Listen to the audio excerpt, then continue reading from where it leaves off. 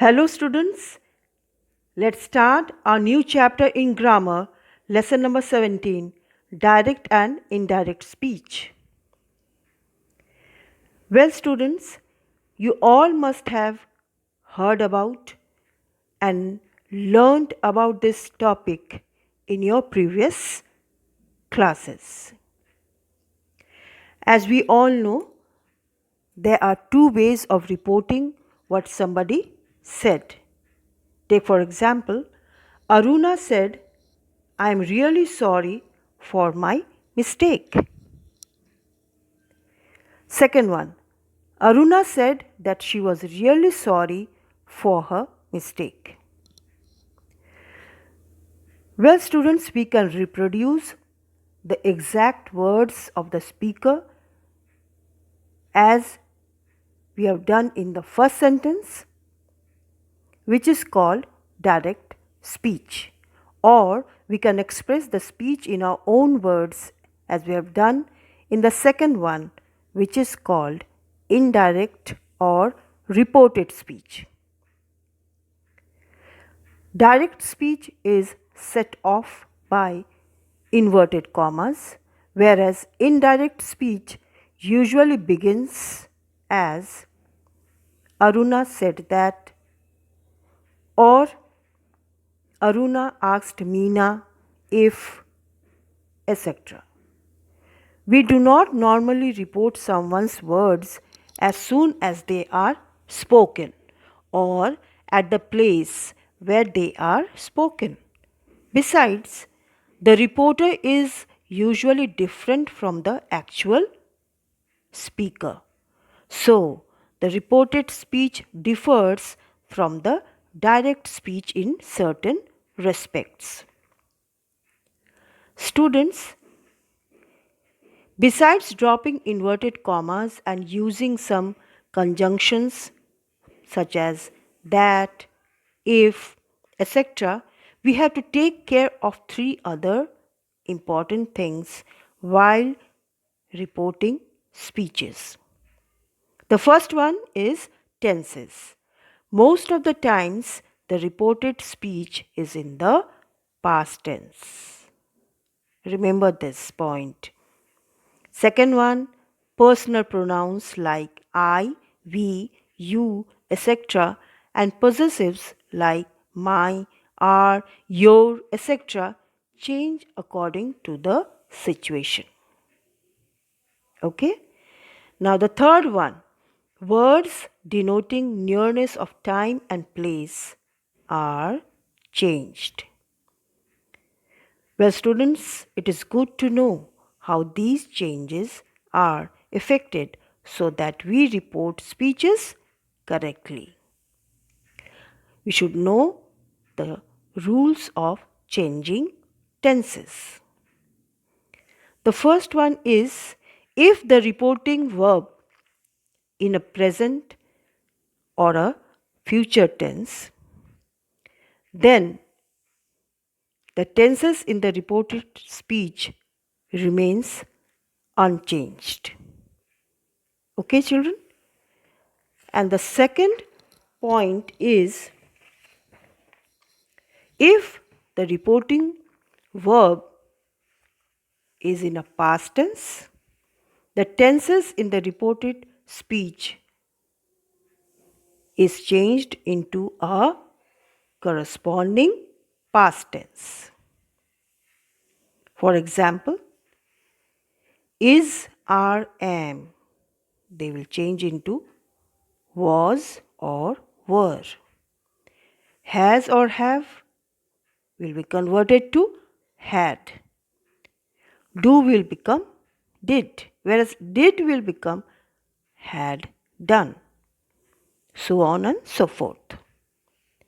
Now, students, there are three situations in which even if the reporting verb is in the past tense, we leave the tenses in the reported speech unchanged.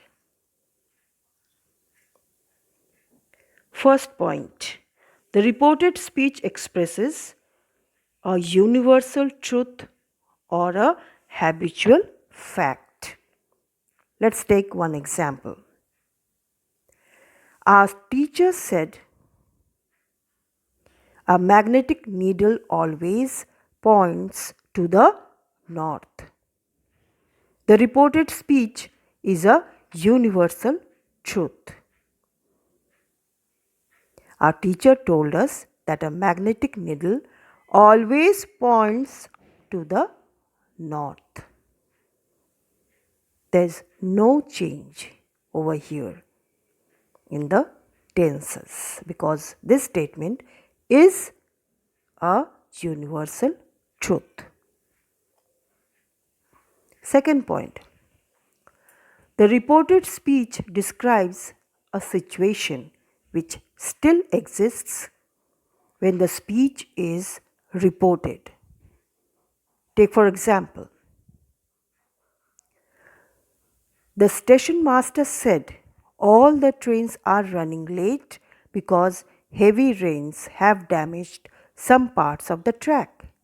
The situation continues to be unchanged at the time of reporting. The station master said that all the trains are running late because heavy rains have damaged some parts of the track. So you can see the situation continues to be unchanged at the time of reporting. Third one, the reported speech contains two clauses. Both are in the past. For example, Dia said to me, Mira was busy, so she didn't go to see the movie. Now, what will be the reported speech of this statement? Dia told me that Mira was busy, so she didn't go to see the movie. However, in this case, it would also be correct to say that Dia told me that Mira had been busy, so she hadn't gone to see the movie. Now, students, we should know that the uses of say and tell. We say something, but we tell somebody. For example, Sudha said she wasn't satisfied with her result. It can be converted to indirect speech as Sudha told me that she wasn't satisfied with her result. So we say something, but we tell somebody. We should know the differences of the use of say and tell.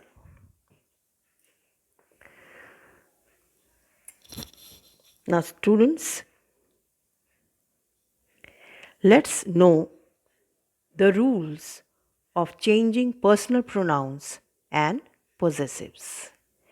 Changing I, my, me, mine, we, our, us, ours, all these are in the first person.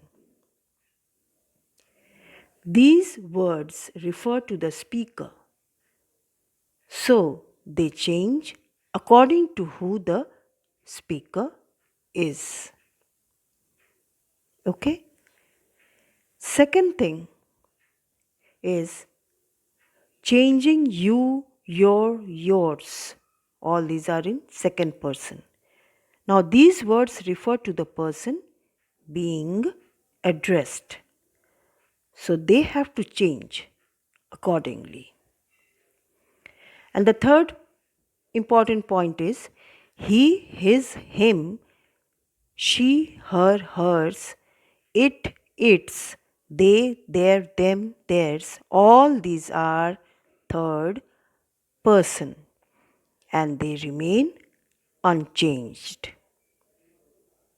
So all these 3 points are very important when you're changing the personal pronouns and possessives. Now, children, this was the first part of this chapter. We will continue it in our next session.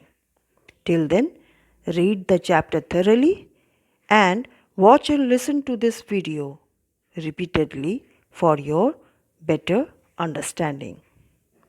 Have a nice day. Thank you.